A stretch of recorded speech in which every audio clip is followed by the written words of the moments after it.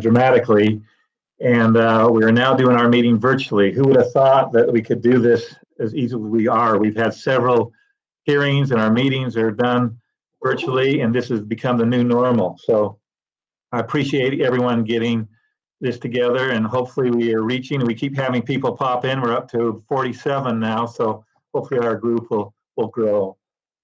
This meeting has only been canceled, in my memory, 2 times. One time was due to a fire a few years ago where US 40 was closed, and another time was when the weather got us and we couldn't get out to the Uinta Basin. So I remember when that happened, we frantically tried to get a virtual meeting going, and this is probably only 5-6 years ago. So it's interesting to see how the technology has changed, where we can do this now, and we all can attend and meet together.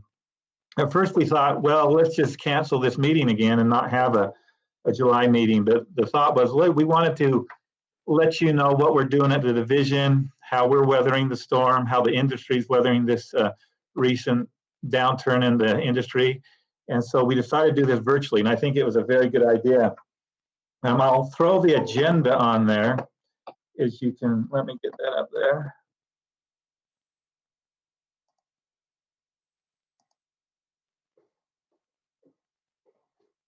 Oh, there we go. And here's our agenda. Some of you may already have looked at this, but we're first going to hear from the Director of Oil, Gas, and Mining, John Baza, and he's going to talk about some of the adjustments we made to the rules and how to help the industry through this difficult time. Following that, we're going to hear from Bart, Kettle, who is the Deputy Director of Oil Gas Program, and he's going to give kind of a direction of where the industry is headed and how the division is responding to that and some changes we've made in our program. And finally, we're going to hear from Rikki Hrenko-Browning, who's the president of the Utah Petroleum Association. He presented to the legislature a few weeks ago, and it was an excellent presentation on the worldwide economics and the local economics and what is happening with some of our local operators. And I thought that would be good to share with the group out there. So that's how we'll proceed. There'll be no breaks today. None of that good food we used to get out in Duchenne, but we're just gonna have to make do. And hopefully by the next time this meeting rolls around, we'll be able to meet together. So I'll now turn the time over to John Baza. Good morning and welcome everybody. I can see most of you if I switch my screen presentation, but for now I'm going to try to do some introductions, and then I'll present a couple of screens that I'll share with you. First of all, last time we met, I think was in January. And then because COVID struck in March, we canceled our April meeting. So it's been 6 months now since we met last. But in that time, there's a bit of a transition in our legal team, and the Division of Oil, Gas, and Mining and the board rely on the Office of the Attorney General for our legal services. And the division has a new attorney who started in the first week in March. Her name is Haley Sousa, and Haley is on a connection today where she can't show her face, but she might say hi to us in just a minute. Haley has had experience with both an energy utility as well as a utility regulator. Again, she started in early March, and immediately after that, we went into a bit of a work shutdown because of COVID. So she's been basically teleworking along with the rest of us ever since she started. Haley, do you want to just say hi to everybody while we've got you? Hi, everyone. I'm happy to be here. Yeah. And at some point, we'll get Haley to do a presentation for us for some relevant topic into the future. The other two attorneys that are working for us with the AG's office are part of a really great program that Natural Resources AG's office uses. It's called the Patrick O'Hara Fellowship. And Patrick O'Hara was a attorney for the AG's office back in the 90s, and he passed away unexpectedly. But his family created a bit of an endowment or a trust that funds University of Utah law students, one per year, and it allows them some funding for their law school, and then when they graduate from law school, they have a 2-year commitment to serve with the Department of Natural Resources. So the first such person who's working with us is Gordon Rowe. And Gordon, you want to wave your hand at everybody? And he is in his 2nd year of the O'Hara Fellowship. He graduated from the University of Utah S.J. Quinney School of Law in 2019. So Gordon has gained quite a bit of experience during his time working with DNR, not just with oil, gas, and mining, but with some of the other DNR agencies as well. You want to just say hi to everybody, Gordon? Hi, everybody. Yeah, it's been a great experience, and I've really enjoyed the work. Thanks, John. Sure thing. And the last attorney that we have is Charles Lyons. Charles, I don't see you on the call right now. Are you participating this morning? Okay.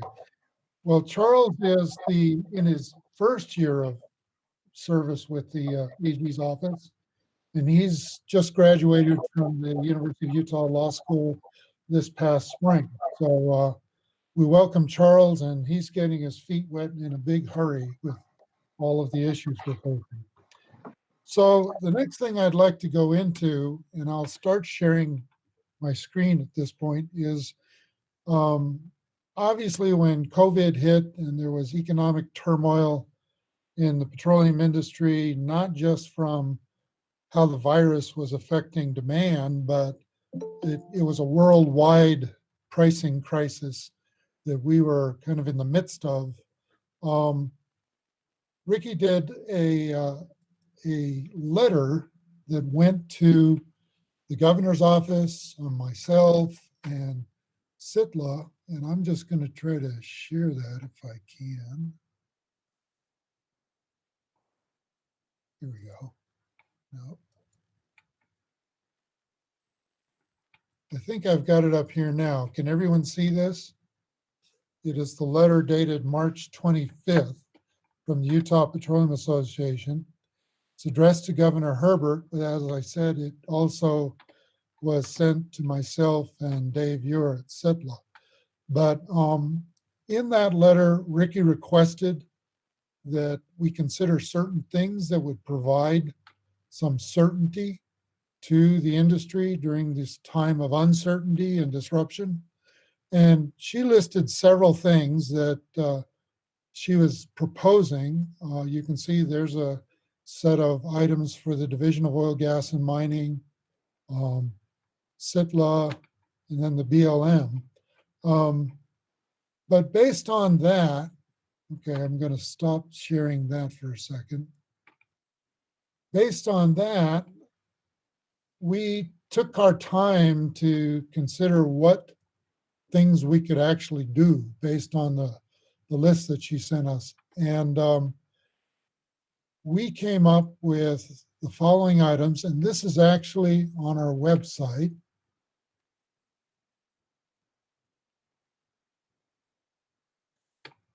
Is everyone seeing this letter now? It's dated May 8th, notice to oil and gas operators. I hope you are. But in this we've posted this on our website, and it shows what temporary exceptions we're granting to the general oil and gas administrative rules in response to COVID-19. And as you can see, Rikki's letter came out last week in March, but we were still as a state struggling with how are we going to respond not only to the public health and safety issues, but to the industry dilemma that we were in. So we put this out the first week in May, and it lists out the things where we felt we could make some changes and allow some exceptions. One involves the timing for bonding, notice of undesirable events, and how we were going to change our procedures there. We did want to, in page 2, we did want to remind parties that we have a rule in place for shut-in and temporarily abandoned wells. It currently allows operators to request from the division an extended shut-in time beyond 12 months. Now, 12 months, you can shut it in as you need to, and you have that amount of time that you can shut it in at your discretion. But beyond 12 months, there's a showing of good cause that has to be presented to the division.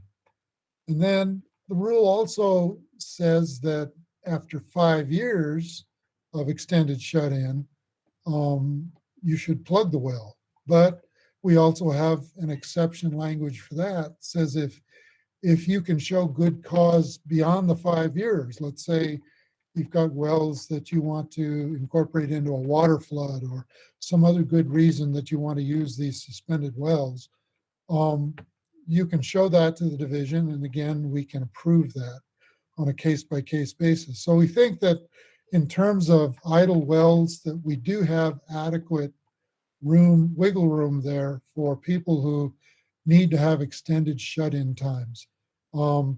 Obviously, if there are companies out there who don't adhere to the requirements of the rule and who don't provide us with that good cause, that's where we would have to take some enforcement actions. But other than that, I think there's plenty of room there to work within the rule.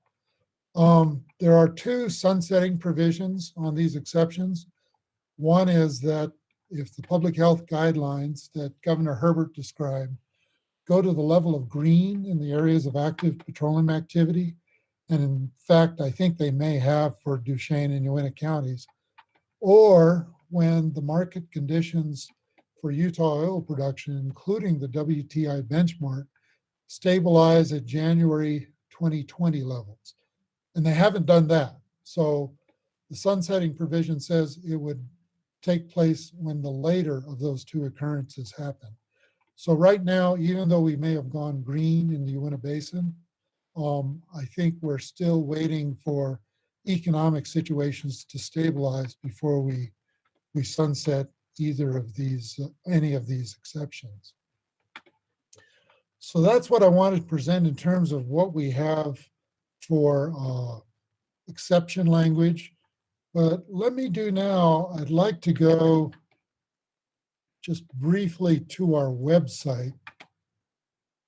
And I'm going to present that screen just because there's a lot of people wondering, well, how do I track the state's production? How do I know what it is? So I thought I'd walk through with you how we present that to the public on our website. So hopefully you're seeing the front page of our website. If you go to this icon, the oil and gas tab, you'll get to the oil and gas web page. And you can see one of the things we have on there under news and announcements is that temporary exception letter that I just talked about. But if you go to the left side on the menu, there's a statistics button. These are quick and dirty, or not quick and dirty, but fast statistics that you have access to regarding APDs, spuds, drilling results. But if you scroll down a little bit, you can see production volumes for both oil, natural gas, and we established a separate tracking for coal bed methane just because back in the early 2000s, that was of interest to a lot of people. But let me click on the oil production bullet, and you'll see it brings up a chart, shows you historical oil production dating back to about 1976. And you can see the ups and downs. The thing that this does is this oil production is tracked year to date. So this little statement here says the report is complete through April 2020. That's the last full production month that has been reported to us. And the way that works is 45 days after the close of the month, operators are required to send us their production reporting electronically. Now, obviously, even with COVID, some of that has slowed down. So it takes us some time before we get all of the production in. And I think when we get up above 90%, it might be 92, 95%, we call that monthly production report complete. So in this case, we have complete production through April. Now, there may be some small amendments beyond that, but that's going to track the majority of the production for that particular month. So again, the number for 2020, the 10.5 million barrels of oil that's been produced, that is a year-to-date number through April. Now I'm going to show you something else. If you go to publications, this shows you a whole range of publications that the division's required to produce. And one of those things is the monthly production report. So if you went all the way to the bottom of that web page, you can see there's a monthly production report. You can see it by well, by county, by field, by operator. If I click on the monthly production report, any of those, it lists out the months that we have that we publish those reports. So for April, it's going to give you a quick summary of what was produced in the state during the month of April. So again, under our statistics tab, you'll see the year-to-date production number. But if you go to this report, the monthly production report, it's going to give you a summary for that specific monthly production. And you can see in April, we recorded a little over 2.2 million barrels of oil being produced. Now, it also gives you the opportunity to generate the complete PDF report. And in this case, it would report monthly production on each individual well in the state that we have. I wouldn't suggest that you do this unless you have a pretty good internet connection and a little bit of time on your hands, because it's a large report and it'll take some time to download. But I wanted to show that to you because we get a lot of questions right now is, what's production doing in the state? And these are two simple ways that you can get to it. One is on our statistics page. The other is through our monthly production reporting on the publications page. So with that, that's what I wanted to present to you this morning. I know that Bart and Rikki have great information to share with you as well, but I'm happy to take any questions that anyone might have at this point.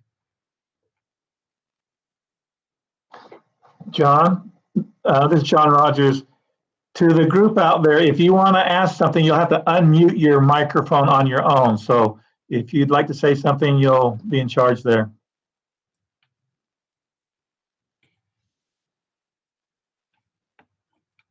Okay, well, I'll be on the call for the remainder of the time. If something pops into your head, please feel free to jump in and ask a question.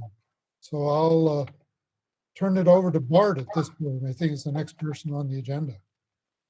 Thank you. Thank you, John. Okay, thank you. I'm going to go through the present now. So if you could give me a thumbs up as you're able to see my screen, I will go ahead and get started. It looks like it's starting to come on now. Okay, seeing a few heads nod. I think everybody's able to see it. So I'm Bart Kettle with the Utah Division of Oil, Gas, and Mining, acting as the Deputy Director for the Oil and Gas Program. I want to take just a second to talk about what the Oil and Gas Program is as we get started. So the Oil and Gas Program is comprised of 26 employees working in 3 different locations. We've got a main office in the Salt Lake. We've got 2 field offices, one located in Vernal, one located in Price. The staff are divided among several functions, one function being the audit group, the engineering group, the information management group, the operations group, the permitting group, and then we've got one compliance staff member.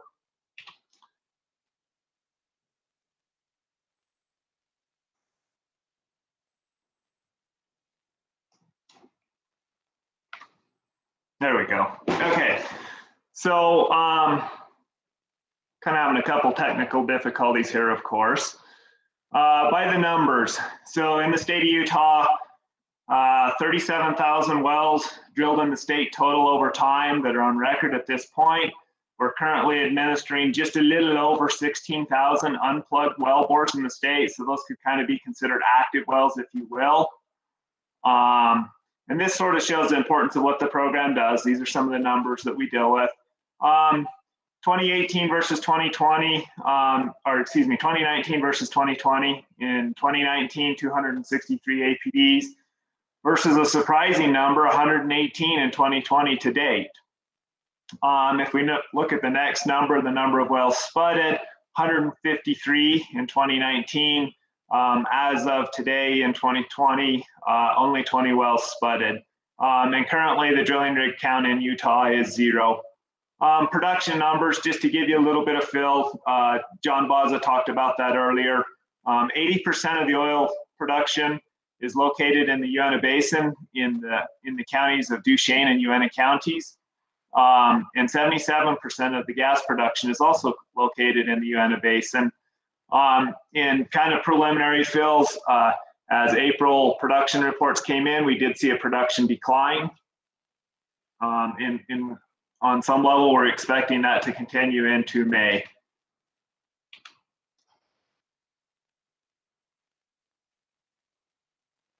So in January, I presented on inspection prioritization, and one of the questions I got in the hallway as we were leaving several times was, we wish you would have taken a moment to introduce yourself. So I'm going to do that now. Who am I? Once again, Bart Kettle, Acting Deputy Director for the Oil and Gas Program. I was born and raised on a small farm south of Roosevelt on the Uinta-Duchenne County line. Attended college at 2 Utah colleges, Snow College and Southern Utah University. I spent my first 5 years of my professional career working for the U.S. Forest Service and the BLM in rangeland management and emergency fire rehab. I spent the last 16 years with the Division of Oil, Gas, and Mining. Started out as a field inspector in the southeastern region of the state. Moved on to the operations manager role and currently performing in the acting deputy director role. I do work out of the Price office. I live in Carbon County. I have a small farm to keep me busy. As you can see from the picture, every chance I get, I try to get into the outdoors. So with that, what are some of the critical functions of the oil and gas program? Today, I'm going to spend just a second talking about kind of the two extremes, the exploration phase, when activity's high and things are really busy, and then also the downturn phase, which we're currently feeling some of right now, where prices have fallen and activity's fallen quite a bit. In the exploration phase, I think one of the really valuable services the oil and gas program provides is the evaluation of proposed projects to mitigate future impacts. We're essentially using our knowledge and expertise to evaluate proposals and assure the best decisions possible are put on the ground given the constraints that we have. In a downturn, we actively administer the here and now risks to the state and the industry. And this could come in many forms, but this consistent regulation in the downturn, it prevents the state from taking on unneeded liability. It preserves the integrity of the industry, makes sure that things are taken care of, and that consistency in this period will ultimately lead to some predictability into the future. As an industry, you have predictability knowing what might be before you in the exploration phase in the future. So the oil and gas program, we're improving. A couple of things that we're working on right now. There's several rulemakings in process. One is a rulemaking regarding fines. That rulemaking is being completed as a result of Senate Bill 148 passed this year in the general legislature. We're also taking a look at our bonding rules. In the near future, we'll start to work on horizontal rules as well. Internal and external use of technology. So in January, I presented on inspection prioritization, and I will for just a moment again today.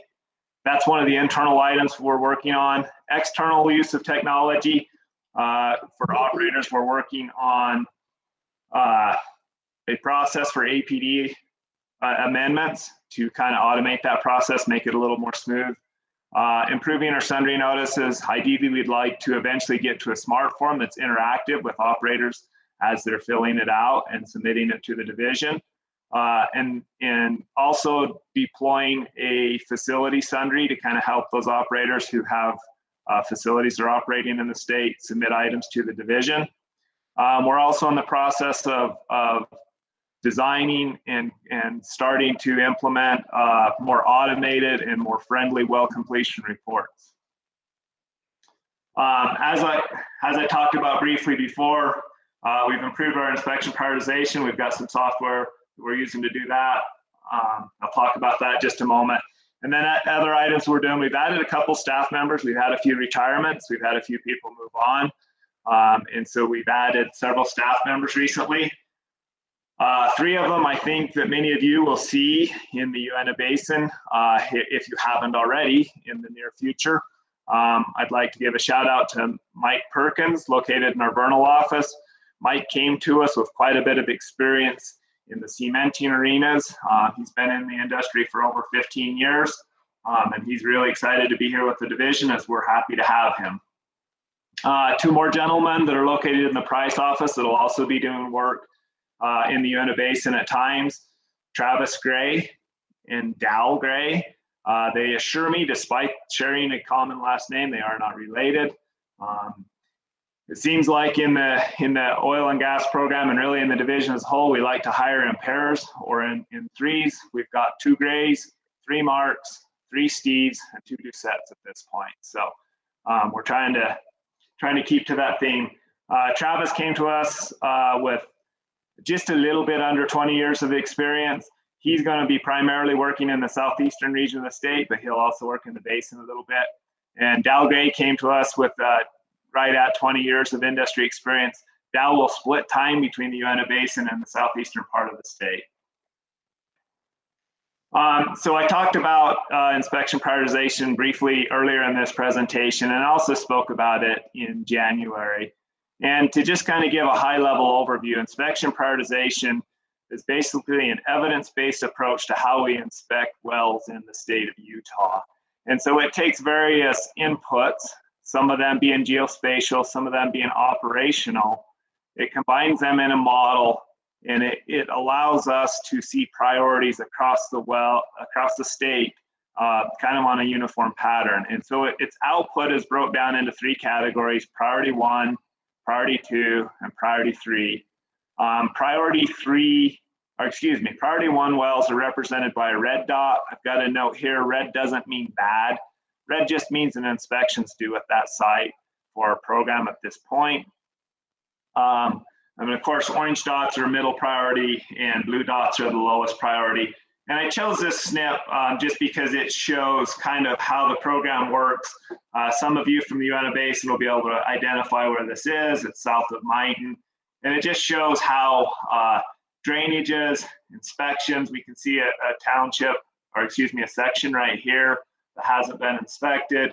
It shows how some of those inputs can affect what we see in the program.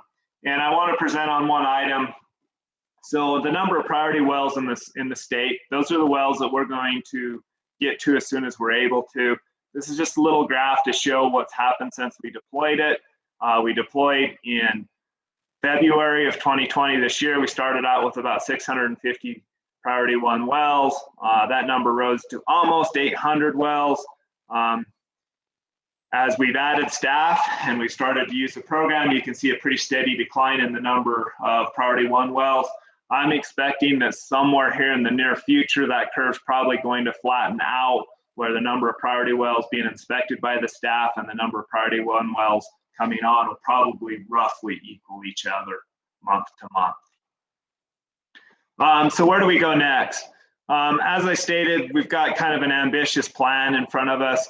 And some of the things we're going to be working on is it's kind of the user interface, both for us internally and also for the external users. i.e. a dashboard to guide us down the long and winding road in front of us. And so for the oil and gas staff, that will mean some applications that help us know where we are with the numbers and help us in our decision making. For operators, that will be some of the items that help simplify how reports are submitted, make that process a little bit less painful and a little more streamlined.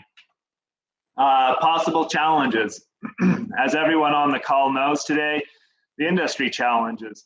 Commodity price can be a little bit volatile. We've seen that. A negative futures on a price of a barrel of oil was one of the shocking things that I think many of us seen this spring.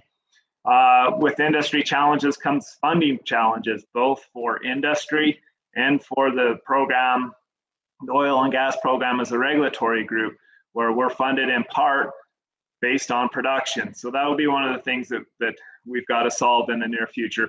And of course, we all face lack of support.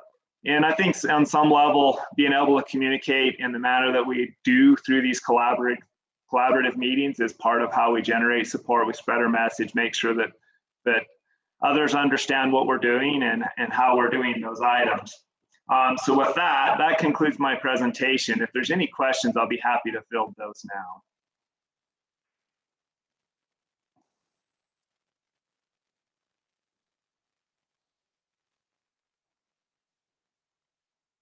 Okay, not hearing any. I'm going to take my presentation down. If there's any, I'll fill them later. Thank you, Bart. We'll now turn the time over to Rikki.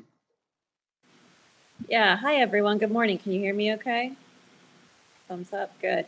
So I'm having some serious technical difficulties here. So I'm going to ask Director Baza if he can pull the slides up and show them from his screen, and I'll speak to them. But good morning, everyone. Thank you all for joining us this morning. Thank you to the division for giving me a little bit of time to talk about some of these market trends. As John had said, we had the opportunity for UPA to brief the legislature, I guess 2 weeks ago at their regular June interim meeting. We went through a similar presentation as what we're going to talk about today. And it really just highlights a lot of the points that we've already briefly touched upon this morning. But I'll go ahead and jump in, and please feel free to ask questions as we go through. I know that we're not there in person, so it's really hard to keep this open and collaborative, but we want to be as informal as possible as we move through this. So John, if we can go to the next slide. All right, so COVID-19, obviously, as we all know, this is kind of stating the obvious, has had a massive impact on the industry, and it's really resulted in the lowest U.S. petroleum consumption in decades. And so what you're seeing on the screen here are three charts from the U.S. Energy Information Administration, or the EIA. And each of these charts shows the previous 5-year range in the sort of fuzzy gray cloud. So that's the 5-year average that's inside of that with the dotted line. And then what you're seeing highlighted is the COVID-induced demand drop compared to the beginning of the year. So those lows came about in either March or April, depending upon what fuel type we're talking about. EIA estimated that motor gasoline consumption, and this is looking nationally, has declined the most, falling about 40%. If we were to zoom into PAD 4, into the Rocky Mountain region, which is Utah, Colorado, Idaho, Montana, and Wyoming, it's actually dropped about 43%. And that drop in motor fuel has been responsible for more than half of the total production demand drop. Jet fuel has been hurt in the largest terms from a relative perspective. The decline has been about 62%, but significantly worse here in PAD 4. Again, 62 is what you're seeing on the screen there, and is the national figure. In PAD 4, it was about 84%, so a really massive drop in jet fuel demand. And then the decline in diesel consumption has been much less severe. Nationally, about 20%. If we look at PAD 4, it's actually about 16%. And that's because diesel is predominantly used for trucking, locomotive fuel, agricultural sector. And as we're seeing with state tax collection coming in, online sales is actually up. So all of those goods are being moved, and diesel fuel is what's driving a lot of that, not to mention, food distribution, medical supplies, etc. So if we go to the next slide, okay. Bart talked about market volatility. What we're talking about here is probably beyond just volatility when we saw oil prices drop negative. At the same time that we were addressing these really challenging COVID responses, the industry was simultaneously faced with a supply shock as both OPEC and Russia tried to use those demand challenges to their geopolitical advantage. And that combined demand nosedive, essentially, and oversupply or flooding of the market really drove prices to historic lows, as all of you are probably too painfully familiar with. And so what we saw was futures dropping to nearly $40 a barrel back on April 20th. And there's a lot of explanation about how we got there and how, that isn't actually a real number or reflective of the tangible crude supply trading. But still, it's unprecedented and a pretty unsettling situation. And the other key point to keep in mind, if you look at the right-hand side of that chart, is that our Utah Waxy Crude trades at a discount to WTI. So the blue line on the chart is WTI, the black line is black wax. And, just as a snapshot, at the end of April, our Uinta Basin Waxy price declined about 90% as compared to where we started the year in January, down to about $4 a barrel for the April monthly average. So as you can see, recovery is coming back. That chart is going back up. That's a really encouraging factor. But quite frankly, it looks like we're in for a rough ride and a long, slow correction. If we shift to a statewide focus, and Director Baza talked about this and showed you those figures already, but April crude production data probably doesn't yet show the full impact of the downturn that we expect to see. Statewide, we've dropped about 15.5% from 89,300 barrels per day down to about 75,500 in April.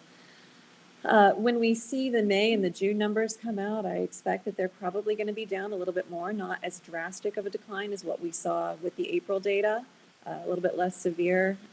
Mike Vandenberg gave a presentation yesterday from the Utah Geological Survey, and he was estimating that you could potentially see down to 60,000 barrels a day by the fall. And if we hit that, that would be about a 33% decline from the start of the year. And we'll see what comes about, but I don't think that that's unreasonable, just based on what the current situation is. And so, we all know that everyone's had to make some pretty difficult sacrifices in the state. We've had to shut in a very large number of wells. Some of our largest producers included. Finley's had to shut in a number of significant wells. Uinta as well shut in their largest federal unit. Greater Monument Buttes, that's around 1,400 wells, plus a large number of injector wells as well. We've seen a lot of significant layoffs, over 100 people, both from Uinta and Oxy, and some other similar layoffs. So it's been challenging. We have EP and Whiting that have filed bankruptcy and are working through that. And I wouldn't be surprised if we don't see some other ownership changes down the road, Oxy and XTO included, possibly others. Let's take a look at the next slide, if you could. So I think there is a little bit of silver lining, though. I think it's important to keep in mind that Utah's integrated energy industry will help support recovery. We really are one of the more integrated states in the U.S. where upstream, midstream, and downstream segments are all closely linked. And obviously this is due to the fact that we have limited crude supply coming in, limited finished product coming in. The challenges with Waxy Crude in this case are actually going to come to our benefit. The Salt Lake refinery market has made multi-million-dollar investments to gear their refineries specifically towards Waxy Crude. And we all know that those refineries run best on that specific diet. Not that they can't take other crudes, but it's not advantageous for them to do so. And so that provides a little bit of an advantage in terms of stabilizing the basin and ensuring that at least a minimum amount of production is coming out of the basin, which hopefully will help us better position for a recovery down the road. So just, I'll briefly look at the downstream challenges, and that's what you're seeing on this graph here. Again, because there is such a close relationship between downstream and upstream in the state, what you're looking at is the Salt Lake City refining utilization rate, and that typically hovers around 90 to 95%. And then compared to that, you're looking at the PADD 4 rate again. So you can see the nosedive in demand, storage filled up, refineries across the US really had to ratchet down production. PADD 4 was reporting a low in utilization at about 60% at late March. Now, currently, data for the beginning of July shows we've creeped back up to about 84.5%. So this graph cuts off in June. It's come up a little bit further since then, at about 84.5%. So the challenge that we really look at as things continue and as the future is a little bit uncertain still, or a lot uncertain still, is how to make sure that we keep the basin producing enough crude in the current price environment to make sure that the Salt Lake City refining market need is met. And ultimately, of course, with a recovery much greater than that being the ultimate goal out of our upstream segment. So, you know, looking back, we saw about a 30% decline in refinery utilization rate at the worst point this spring. You know, as we look at the April numbers on the crude production side, we saw a 15.5% decline. We could see that go as high as 30 as well. So it looks like we are more or less keeping that balance, and the integrated nature of our state's industry is sort of stabilizing at least a base level of production, which again is not ideal, far from it, but at least is a little bit of a benefit or a silver lining. John, if we want to go to the next slide. Okay, so these are very similar graphs to what I just showed, but the hopeful side, of course, of showing some regional recovery. So these are looking specifically at PADD 4 as opposed to the national picture. And as you can see, those are tipping back up. Again, these are from EIA. So on each of these charts, the horizontal dashed line is the 3-year pre-COVID average. And I need to thank Mike Vandenberg from UGS for letting me steal this slide from him from yesterday. It was a little more updated than what I had. So what we're seeing is that regionally, motor fuel demand is nearly back to where it should be. Diesel production is actually just above our typical levels.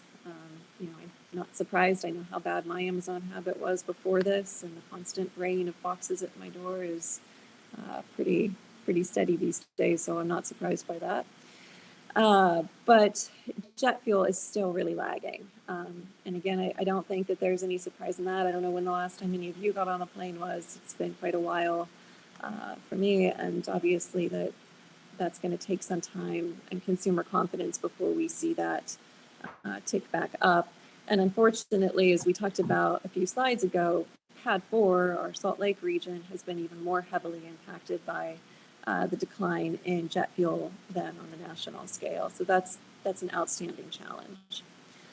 UGS is estimating that the Uinta Basin wax prices would need to return to and probably stabilize somewhere in the upper 30s to lower 40s range in order to really spur measurable new drilling at a consistent level. You know, Mike has thrown around the estimate of perhaps this could happen by 2021.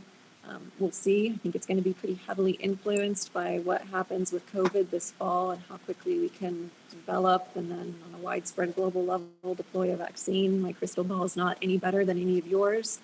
But at least on the bright side that we can see, demand is already starting to recover. Markets have been stabilizing. Prices are stabilizing. You know, other basins are likely to see more steep decline curves than we are here out of the Uinta Basin, as you all know well. It looks like OPEC and Russia have come to a more stable production agreement. All of those things help and moving in the right direction. Right now, we're sitting with WTI somewhere around $40, $41 a barrel, black wax around $30, $31 a barrel. I don't think any of our operators want to make any bold announcements of development plans today. They're watching the situation very closely, but I know that we do have a few that are already starting to carefully talk about development plans and bringing some rigs back and opening some wells back up and starting that process to inch forward towards recovery. So that's very encouraging, and hopefully the numbers will reflect that in the next couple of months as we move forward. So, John, can you go to the next slide? So that's kind of an overview of where we are from a market perspective. And I just wanted to talk about a few other things really quickly. You know, it's obvious that both producers and refiners are carrying a really heavy burden during this economic downturn. And I was struggling to find a silver lining. I hate giving a gloom and doom story. But I think one silver lining that has emerged from this is really the value of the industry to the state of Utah and to the communities has been highlighted as we've worked through these challenging times. So the oil and gas industry often is overlooked, is taken for granted, but we are literally powering and driving the state's economy, the state's communities, our homes, keeping our store shelves stocked, and fueling critical infrastructure, first responders. And I think that valuable role of the industry has been highlighted as we've moved through this pandemic. And hopefully we can keep that acknowledgement as we move forward. So as we navigate through these challenges, the UPA has been encouraging the state and our regulatory agencies, as Director Baza started out with, and showing the letter that we sent to Governor Herbert early on during the pandemic, to do all that they can to assist in stabilizing the industry in the immediate term. And that doesn't by any means point to a bailout, as some activist groups have claimed, but rather to adapt policies that the industry can focus on, focus limited resources on, and look towards recovery to provide some stability. Director Baza also testified at the June legislative hearings about the status of the industry. And one of the central themes in your statements, John, was that there's a number of factors that are outside of our control, but there's also a number of things that we can and we should control. You specifically highlighted regulatory certainty as one of those things, and an explanation of why the division has provided the temporary policy that you have and that you presented on this morning. And we are incredibly appreciative of that. We're incredibly appreciative of the policy that SITLA has put forward, that the Office of Energy Development, the efforts that they've put forward in assisting in those areas. But as we look to the future, there were a few other things that we think might be helpful. And John, if you could go to the next slide. So, right now is a really challenging time for change. Going back again, John, to what you said, there are things that we can control, things we can't control. And for those that we can, stability is really important. Now is not the time to change the rules of the game. And unfortunately, the pace of new rulemaking affecting the industry has been swift, both locally and nationally. I'm going to keep the focus on state level right now. I won't get into national and some BLM and tribal issues as well, but obviously those are very critical for our upstream sector as well. And as Dogum has been so kind to extend an invitation for me to speak today, I don't want to throw you under the bus and pick on your active rulemakings, but I think we're all well aware that there are several. In addition to that, we've got 4 active rulemakings with DAQ at the moment, air quality in front of the Air Quality Board.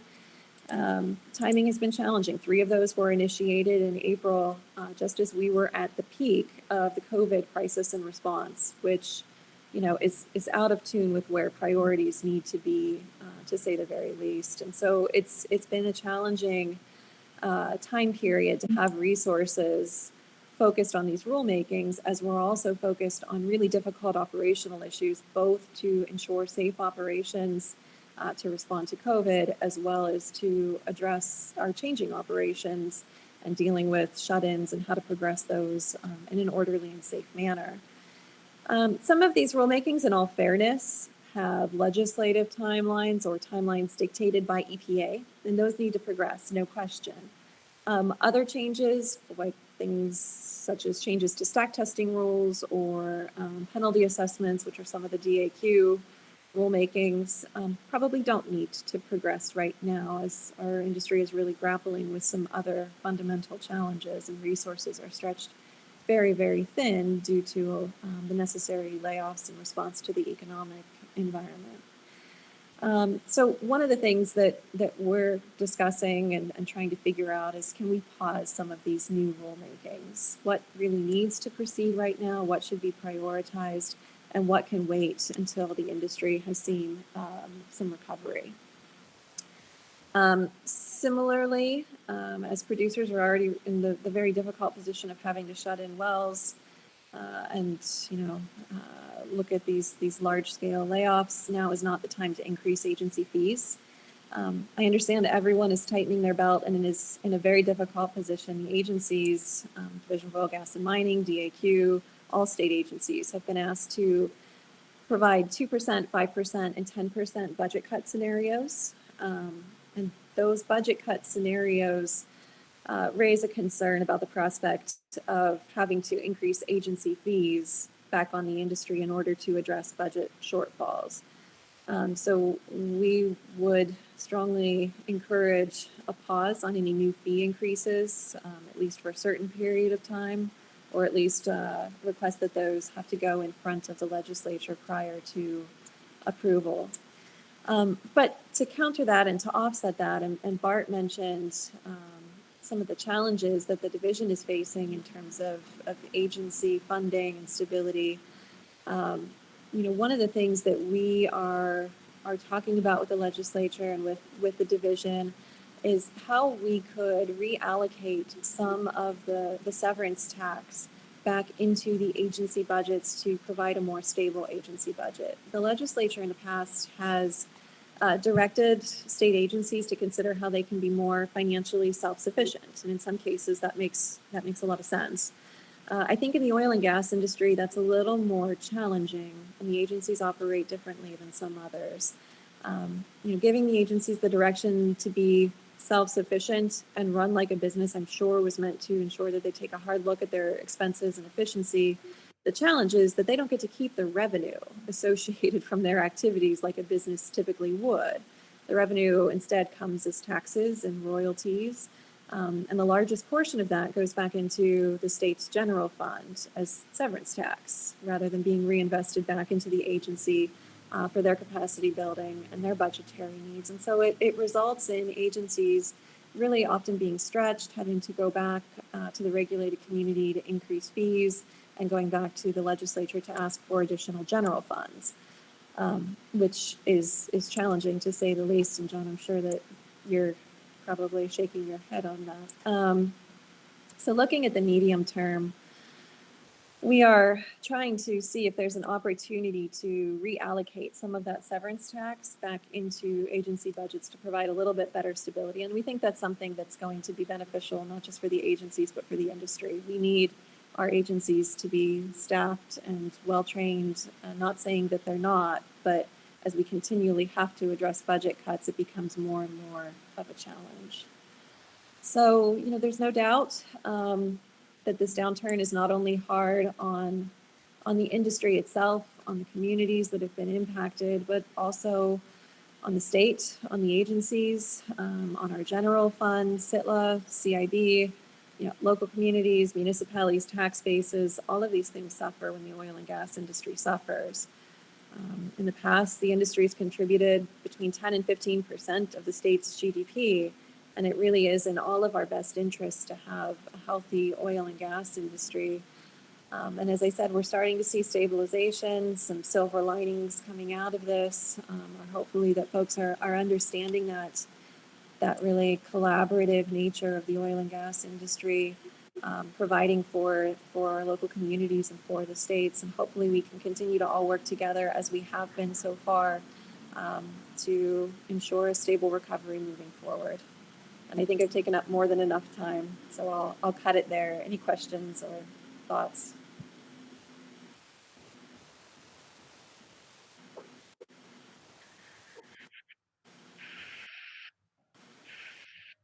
Not hearing any.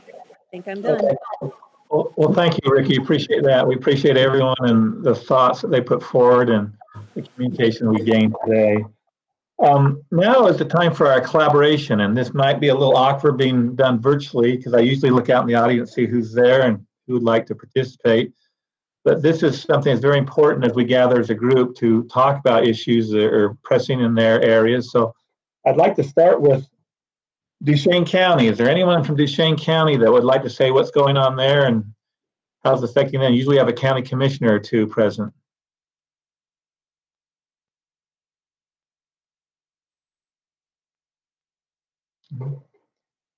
Anyone willing to speak for Uinta County?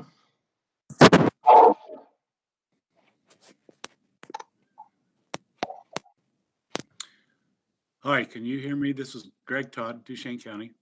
Yes. Go ahead, Greg. Okay.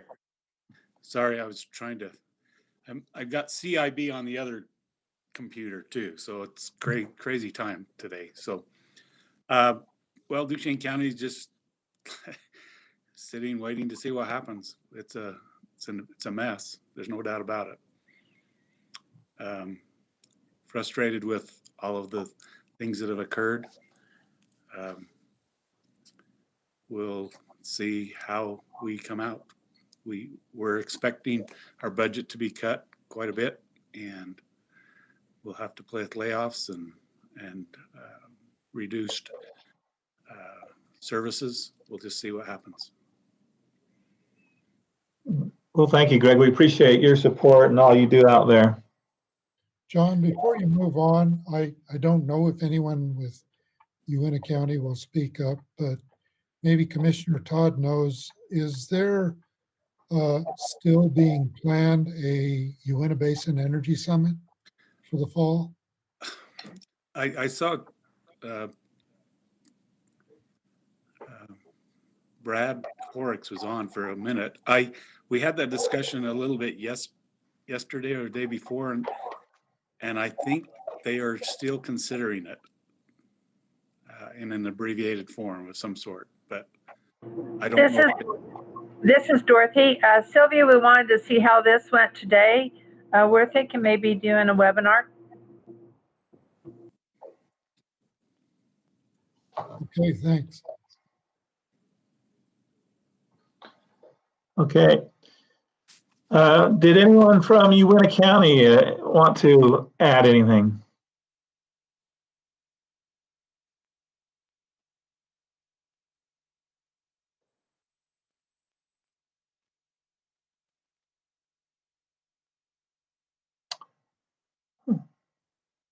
I'm not hearing anything. Can you hear me? My screen froze up. I can hear you fine, John. Okay, well, my screen froze, so I guess you can hear me. How about DEQ? Usually have some representatives there, especially from air quality. Any input there?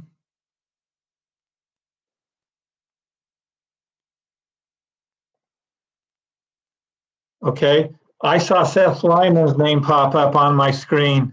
How are things going in the air quality arena out there, Seth? Can you hear me okay? Yeah. Great. If I'm a little muffled, it's because I'm in our lab today and we have to wear a mask in the lab. So let me know if I need to repeat anything. As far as air quality goes, as all of you probably know, last winter we didn't have any exceedances. Things have looked good since then. So air quality has been great in 2020. As far as what's happening chemically in the air, that's that report.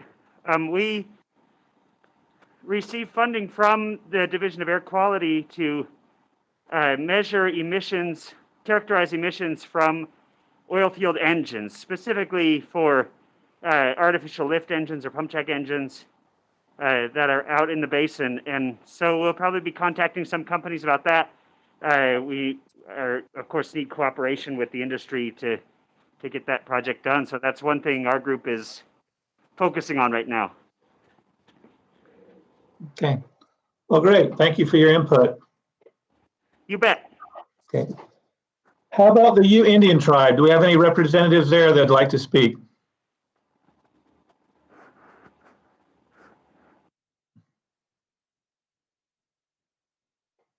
I feel like I'm in that movie, Ferris Bueller, where they go, Bueller? Bueller? Okay. BLM?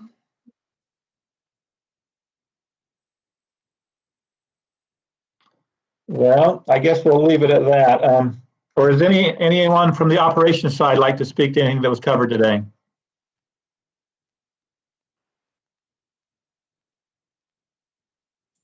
I'd just like to thank Kevin Anderson from XCL. Just want to thank you guys for doing this. This was really good. So I really appreciate you guys keeping us in the loop, keeping us informed. I think you guys have definitely spearheaded everything, and have definitely thought about us on the operations side. So we're very thankful that we have you dogged them and have you guys looking out for our best interests. So we really appreciate that. All right. Well, thank you. Well, if there's no other comments, I'd like to say that our next meeting is planned for October 8th. And I wish I knew what we were doing, but we have no idea where we'll be 3 months from now. So we'll just play it by ear. But I would hope that you could contact either me or a member of the division management team for suggestions on topics. If this virtual meeting was beneficial, if we should go through this again, or how we should go through it. But topics of conversation would be very helpful to know what is beneficial to you as citizens and operators and regulators. I'd like to thank John Baza, Bart Kettle, and Rikki Hrenko-Browning for participating today. I thought it was very insightful, and also to our tech team to get this together. I think it went very smoothly, and given that this is all new to us and now the new normal, I think it was a very positive meeting. So I'm glad we had it today, and I think it was beneficial.